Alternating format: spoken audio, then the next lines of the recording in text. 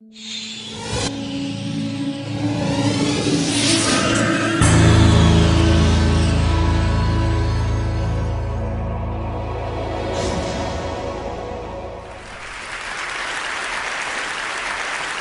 I was president of the American Psychological Association, they tried to media train me. And an encounter I had with CNN summarizes what I'm going to be talking about today, which is the 11th reason to be optimistic. The editor of Discover told us 10 of them. I'm going to give you the 11th. So they came to me, CNN, and they said, Professor Seligman, would you tell us about the state of psychology today? We'd like to interview you about that. And I said, great. He said, but this is CNN, so you only get a soundbite. So, well, how many words do I get? I said, well, one. Cameras rolled, and she said, Professor Seligman, what is the state of psychology today? Good. Cut. That won't do. We'd really better give you a longer soundbite. Well, how many words do I get this time? Well, you get 2. Dr. Seligman, what is the state of psychology today? Not good.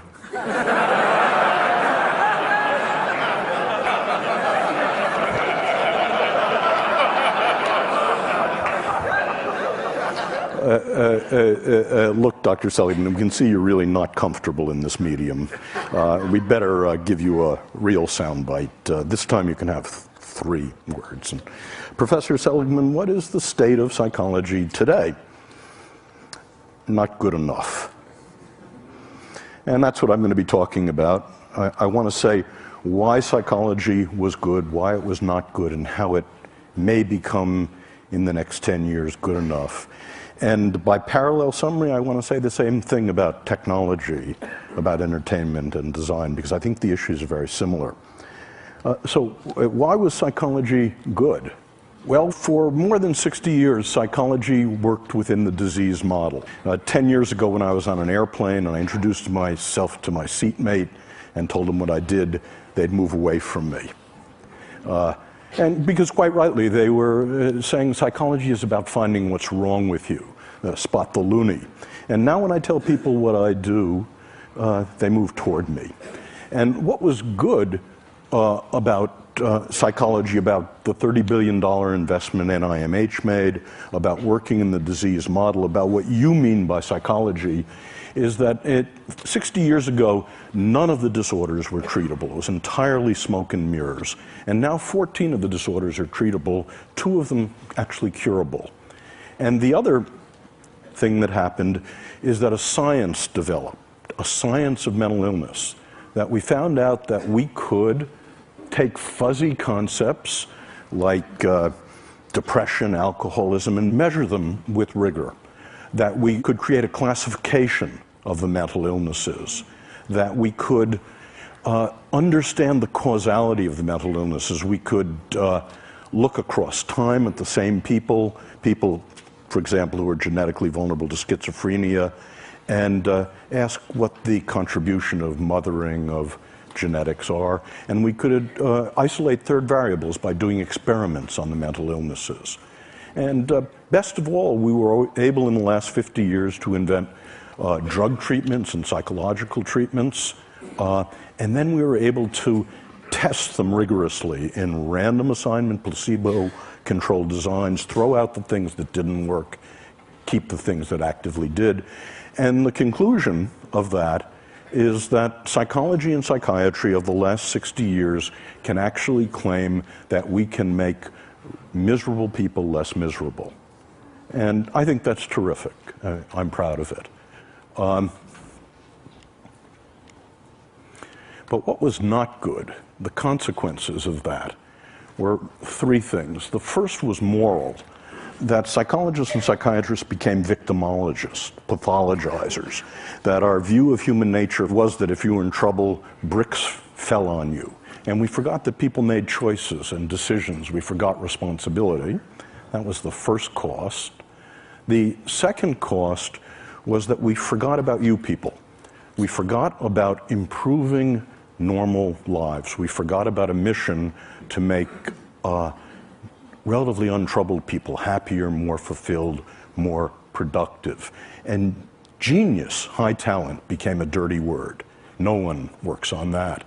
And the third problem about the disease model is, in our rush to do something about people in trouble, in our rush to do something about repairing damage, it never occurred to us to develop interventions to make people happier, positive interventions.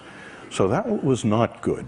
And so that's what led people like Nancy Etkoff, Dan Gilbert, Mike Csikszentmihalyi, and myself to work in something I call positive psychology, which has three aims. The first is that psychology should be just as concerned with human strength as it is with weakness.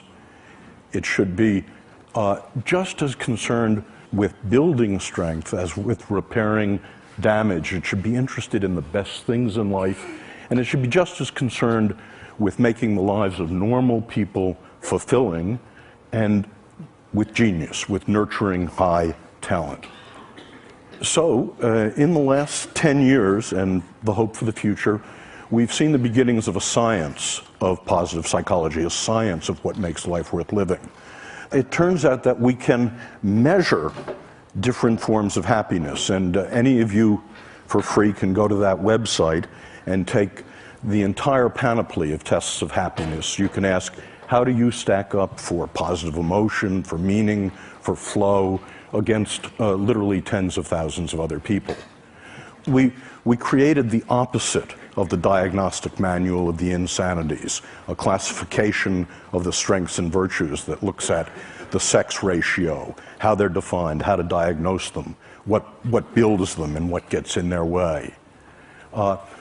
We found that we could discover the causation of the positive states, the relationship between left hemispheric activity and right hemispheric activity as a cause of happiness.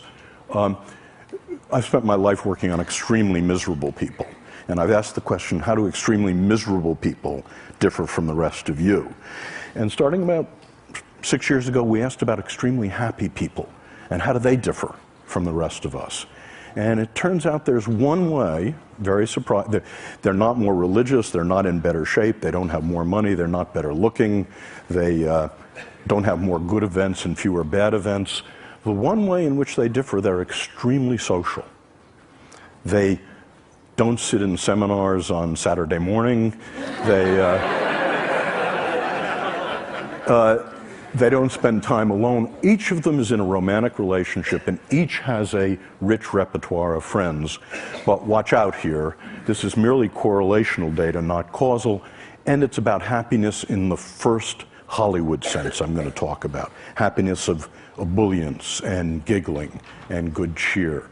And I'm going to suggest to you that's not nearly enough in just a moment. We found we could begin to look at interventions over the centuries, from the Buddha to Tony Robbins. About 120 interventions have been proposed that allegedly make people happy. And we find that we've been able to manualize many of them, and we actually carry out random assignment efficacy and effectiveness studies. That is, which ones actually make people lastingly happier. In a couple of minutes, I'll tell you about some of those results. But the upshot of this is that the mission I want psychology to have, in addition to its mission of curing the mentally ill, in addition to its mission of making miserable people less miserable, is, can psychology actually make people happier? And to ask that question, happy is not a word I use very much. We've had to break it down into what I think is askable about happy. And I believe there are three different, and I call them different because different interventions build them. It's possible to have one rather than the other.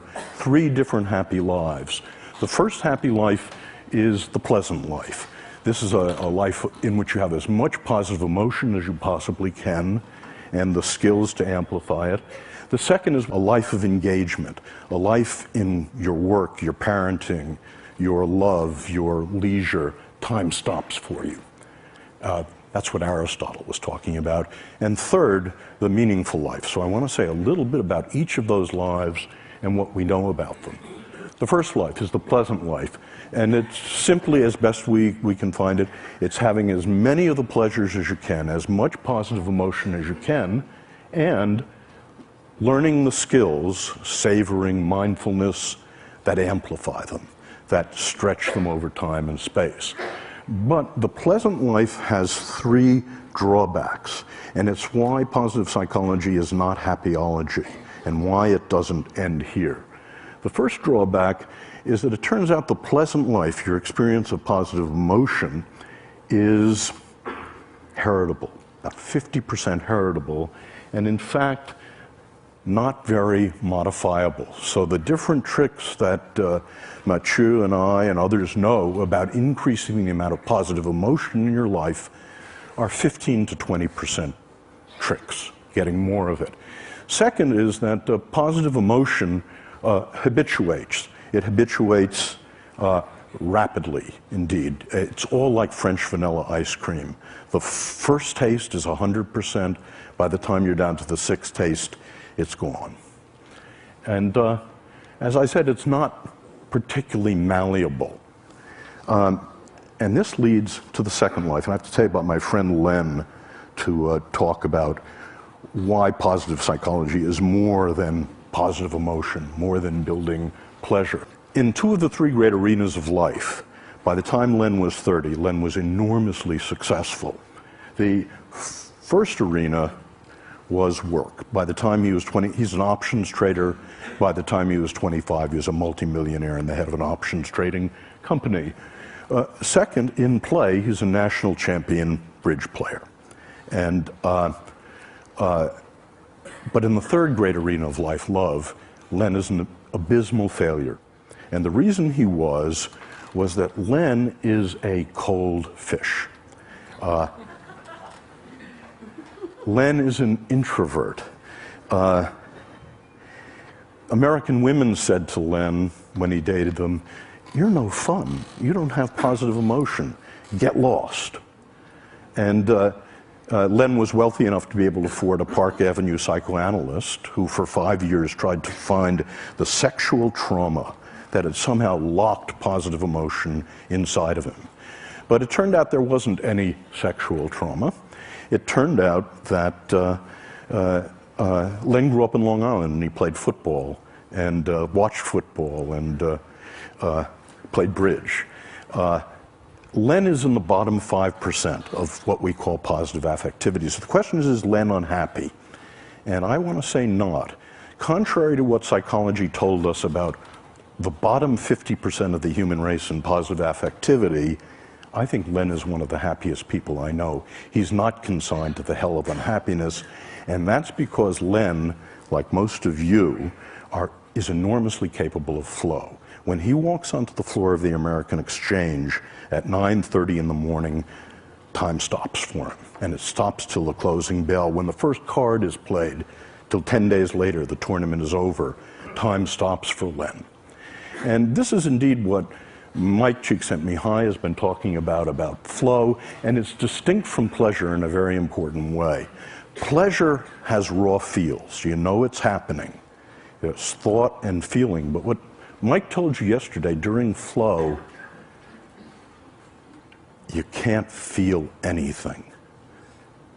You're one with the music. Time stops. You have intense concentration. And this is indeed the characteristic of what we think of as the good life. And we think there's a recipe for it, and it's knowing what your highest strengths are. And again, there's a valid test of what your 5 highest strengths are, and then recrafting your life to use them as much as you possibly can. Recrafting your work, your love, your play, your friendship, your parenting. Just one example. One person I worked with was a bagger at Gennardi's. Hated the job. She's working her way through college. Her highest strength was social intelligence. So she recrafted bagging to make the encounter with her the social highlight of every customer's day. Now, obviously she failed, but what she did was to take her highest strengths and recraft work to use them as much as possible. What you get out of that is not smiliness. You don't look like Debbie Reynolds, you don't giggle a lot. What you get is more absorption. So that's the second path. The first path, positive emotion. The second path is eudaimonia and flow. And the third path is meaning. This is the most venerable of all the happinesses traditionally. And meaning in this view consists of, very parallel to eudaimonia, it consists of knowing what your highest strengths are and using them to belong to and in the service of something larger than you are. Well, I mentioned that for all three kinds of lives, the pleasant life, the good life, the meaningful life, people are now hard at work on the question, are there things that lastingly change those lives? And the answer seems to be yes, and I'll just give you some samples of it. It's being done in a rigorous manner. It's being done in the same way that we test drugs to see what really works. So we do random assignment, placebo-controlled, long-term studies of different interventions. And just to sample the kind of interventions that we find have an effect, when we teach people about the pleasant life, how to have more pleasure in your life, one of your assignments is to take the mindfulness skills, the savoring skills, and you're assigned to design a beautiful day. Next Saturday, set a day aside, design yourself a beautiful day, and use savoring and mindfulness to enhance those pleasures. And we can show in that way that the pleasant life is enhanced. Gratitude visit. I want you all to do this with me now, if you would. Close your eyes. I'd like you to remember someone who did something enormously important that changed your life in the good direction, who you never properly thanked. The person has to be alive. Okay? Now, okay, you can open your eyes. I hope all of you have such a person. Your assignment when you're learning the gratitude visit is to write a 300-word testimonial to that person, call them on the phone in Phoenix, ask if you can visit, don't tell them why, show up at their door, you read the testimonial. Everyone weeps when this happens. And what happens is when we test people 1 week later, a month later, 3 months later, they're both happier and less depressed. Another example is a strength state in which we get couples to identify their highest strengths on the strengths test and then to design an evening in which they both use their strengths. And we find this is a strengthener of relationships. And fun versus philanthropy, but it's so heartening to be in a group like this in which so many of you have turned your lives to philanthropy. Well, my undergraduates and the people I work with haven't discovered this, so we actually have people do something altruistic and do something fun, and to contrast it. And what you find is when you do something fun, it has a square wave walk set. When you do something philanthropic to help another person, it lasts, and it lasts. So those are examples of positive interventions. So the next to last thing I want to say is we're interested in how much life satisfaction people have. This is really what you're about. And that's our target variable. And we ask the question, as a function of the 3 different lives, how much life satisfaction do you get? So we ask, and we've done this in 15 replications involving thousands of people, to what extent does the pursuit of pleasure, the pursuit of positive emotion, the pleasant life, the pursuit of engagement, time stopping for you, and the pursuit of meaning contribute to life satisfaction? And our results surprised us. They were backward of what we thought. It turns out the pursuit of pleasure has almost no contribution to life satisfaction. The pursuit of meaning is the strongest, and this is the pursuit of engagement is also very strong. Where pleasure matters is if you have both engagement and you have meaning, then pleasure is the whipped cream and the cherry, which is to say the full life, the sum is greater than the parts if you've got all three. Conversely, if you have none of the three, the empty life, the sum is less than the parts. And what we're asking now is, does the very same relationship, physical health, morbidity, how long you live, and productivity follow the same relationship? That is, in a corporation, is productivity a function of positive emotion, engagement, and meaning? Is health a function of positive engagement, of pleasure, and of meaning in life? And there is reason to think the answer to both of those may well be yes. So Chris said that the last speaker had a chance to try to integrate what he heard, and so this was amazing for me. I've never been in a gathering like this. I've never seen speakers stretch beyond themselves so much, which was one of the remarkable things.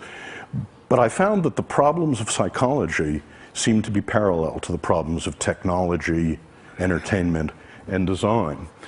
In the following way, we all know that technology, entertainment, and design have been and can be used for destructive purposes. We also know that technology, entertainment, and design can be used to relieve misery. And by the way, the distinction between relieving misery and building happiness is extremely important.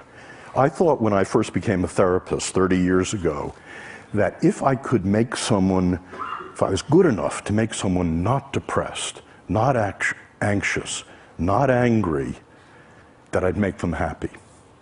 And I never found that. I found the best you could ever do was to get to zero, that they were empty. And it turns out the skills of happiness, the skills of the pleasant life, the skills of engagement, the skills of meaning are different from the skills of relieving misery. And so the parallel thing holds with technology, entertainment, and design, I believe. That is, it is possible for these three drivers of our world to increase happiness, to increase positive emotion, and that's typically how they've been used. But once you fractionate happiness the way I do, not just positive emotion, that's not nearly enough. There's flow in life and there's meaning in life. As Laura Lee told us, design, and I believe entertainment and technology, can be used to increase meaning engagement in life as well. So in conclusion, the 11th reason for optimism, in addition to the space elevator, is that I think with technology, entertainment, and design, we can actually increase the amount of tonnage of human happiness on the planet. And if technology can, in the next decade or two, increase the pleasant life, the good life, and the meaningful life, it will be good enough. If entertainment can be diverted to also increase positive emotion, meaning, eudaimonia, it will be good enough. And if design can increase positive emotion, eudaimonia, and flow, and meaning, what we're all doing together will become good enough. Thank you.